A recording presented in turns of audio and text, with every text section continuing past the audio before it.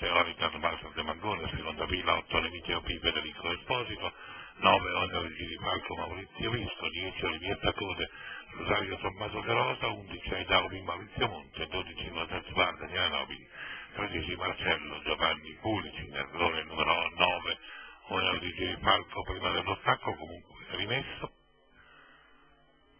Nobody Want You si propone subito all'avanguardia e allora in avanti Nobody Want You, in seconda posizione Orange Biel,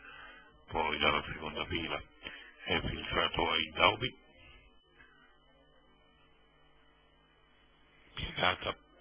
Orange Biel che insiste all'esterno di Nobody Want You, sbaglia però Orange Biel.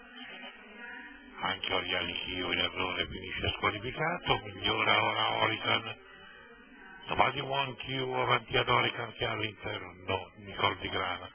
29,6 il quarto iniziale, davanti alle tribune guida Nobody Want You, in seconda posizione ORICAN, in terza rimane Nicole di GRANA, poi in fuori ai Taumi avanti a NOVITA di CASEI e OCEANO K all'esterno, il gruppo prova a risalire anche NOISETTE Bar. Sempre in vantaggio Nobody Want You, in seconda posizione ORICAN, migliora ulteriormente OCEANO K, secondo quarto chiuso in 31,4, migliora OCEANO K in anticipo su NOISETTE Bar,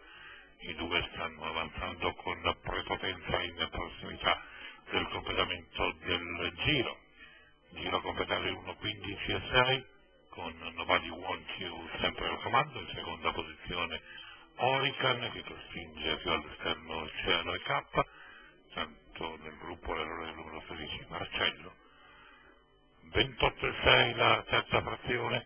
all'avanguardia Nobody Want You, in seconda sta passando OCEANO K che ha all'interno ORICAN, adesso addirittura